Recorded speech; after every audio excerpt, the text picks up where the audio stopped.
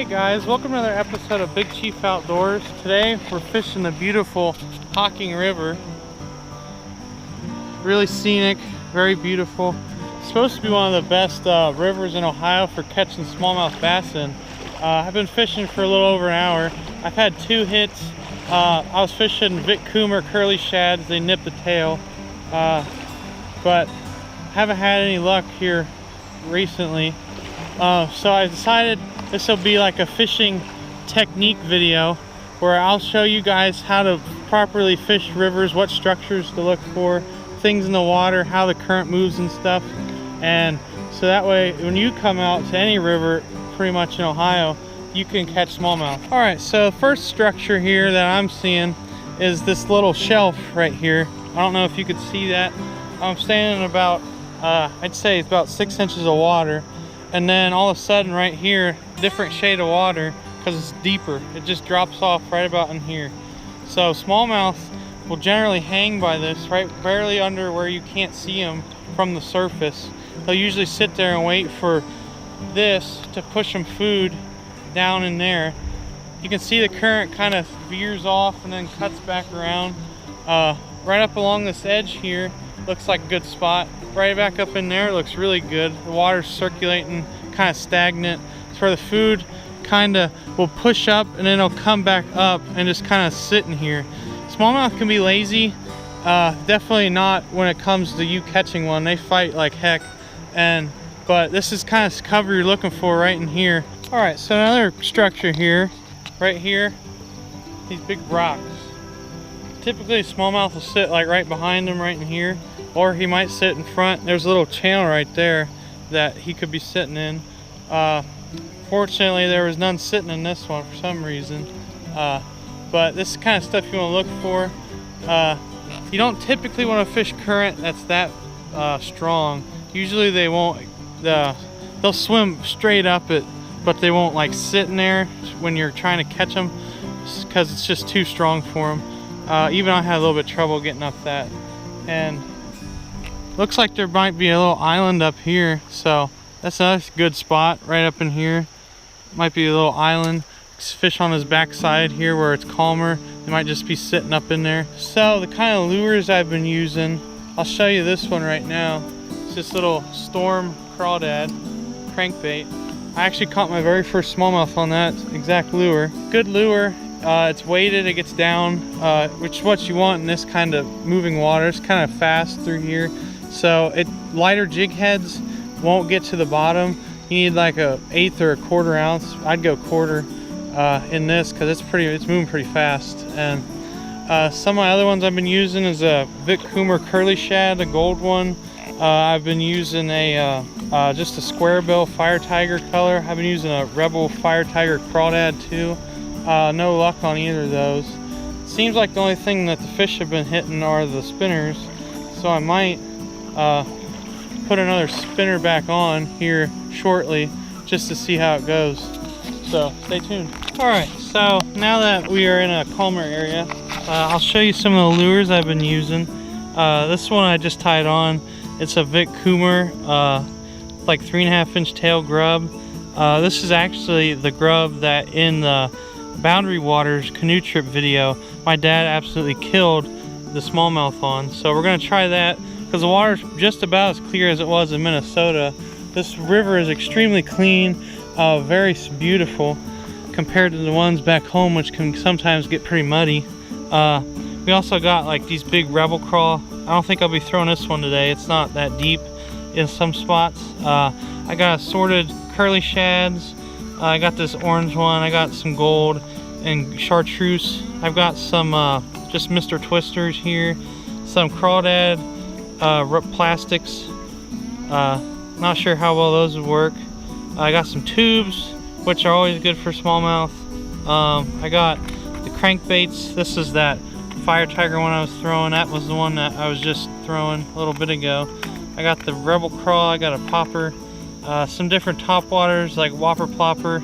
Haven't seen any smallmouth hitting the surface though, so I haven't thrown anything topwater. But so this is the kind of different lures you want. You can have some different other lures. These are just cheap because you know you're gonna lose lures in rivers because there's hidden snags, trees, rocks underwater. So you want to use cheap stuff. This combo here, like maybe 80 cents with the jig head, the grub, and the spinner. So you just want to throw the cheap stuff in the rivers. Lakes, you know, it's about fair game for anything. Smallmouth are very particular in what they eat. That's why their main diet is crawdads, sometimes shad. So, you know, this is mimicking like a shad or a craw with the flappy tail on it. But so these are kind of different lures you want to throw. Since it's pretty clear water, you want to throw darker colors. Otherwise, fish don't typically hit them when they're super bright and the water's really clear. So it's kind of overcast today, so I don't know if that's affecting the fish or what. There's a huge rainstorm coming, so I hit it early. All right, so we got to that spot that I thought was an island, but it's actually a river, like a peninsula, comes out. And this is all backwater through here. Might be something in there. It looks awful shallow though. I'm gonna make a couple casts up in there. A couple casts up on that log. That's another key thing to the creek, is there's always gonna be log jams. So you're definitely gonna want to fish up around there, because they'll usually sit just a hair under them. This little eddy right here looks pretty good. Water might be moving a little too fast though on this one. But these are all spots, things you've got to look for. Like right there, big root ball, tree coming out, water's a little bit slower. Like right there especially, a little bit slacker. Might be one sitting in there. Hopefully this Vic Coomer grub will pull them out for me.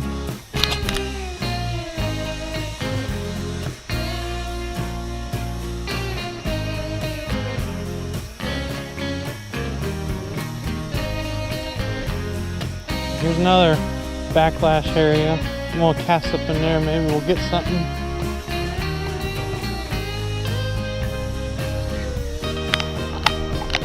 Oh, I just lost one. Right up in there, I casted, lost him. It's about a pound. Just came up right up in here, jumped, and he was gone. See, he ripped my tail up a little bit. Dang it, that really sucks. That's another thing you want to look for though when you're fishing for smallmouth. That little grass line right there, I casted right up in there, it came in between these rocks, and boom, he was there. Somehow, when he got out here though, he jumped, and there must have been a little bit slack on my line. He came right off. Kind of see here the water's moving pretty fast, so we're gonna go ahead and keep walking past this spot. Right here's another good spot, bridge pilings. Not man-made fish cover. So you actually want to find these bridges like this with pilings. See these big log jams and stuff. For some reason it's not very deep right here. Usually at the bridges they're deep. Usually that's where you'll pull off some smallmouth. My dad back home on the Mad River was fishing a train bridge, and he caught 4-pound smallmouth right off the front of one. And it had some logs around it like this, but this one's only, if you can see, it's only about knee deep, which for me is about 2 foot. So not extremely deep, but this is the stuff you want to look for fishing rivers. Nice little red ear sunfish right here, nice and fat. We're out here fishing at Lake Hope. Beautiful lake. Not a single person on it today. Able to catch that little dude on a little yellow beetle spin. Probably the biggest red ear I've ever caught right here. So guys, overview of the Hocking River. I would put it in the category of promising. Kind of like a bad time right now to fish for smallmouth, I would think. It's been really hot these past 2 weeks, extremely humid. Today the barometric pressure dropped a ton. So I thought the fish would be biting better. Obviously that wasn't the case. I lost 2, and then I hooked the 1, and then he got off, so lost 3. Kind of disappointing, but I know it's fishing. Rivers are always tough. It's like a different world from fishing a lake where the water's pretty stagnant. You don't have to worry about your lure getting pinned under a rock or anything like that. And but one thing as a plus, I mean, getting out to fish, today was awesome. I just started college 3 weeks ago, so that's why I haven't been posting too many videos since about the beginning of August. It's been kind of hectic, but I finally was able to get out this morning. Definitely looking forward to fishing the Hocking River again. So I actually have a challenge for you guys, is to come up with another challenge for me for my one of my upcoming videos being another challenge video. The last challenge was a success with the homemade rod and reel out of McDonald's chicken nugget box. So I need you guys to come up with another challenge. It could be anything, fish anywhere, what to use, what kind, only use a different one type of lure, fish one body of water, you know, only allowed to fish in a stream or a lake or something like that. Anything you can think of that revolves around fishing, comment below and I will try. I'll pick from them and I'll make another video for challenges. So, till next time, this Big Chief Outdoors, keep your lines wet.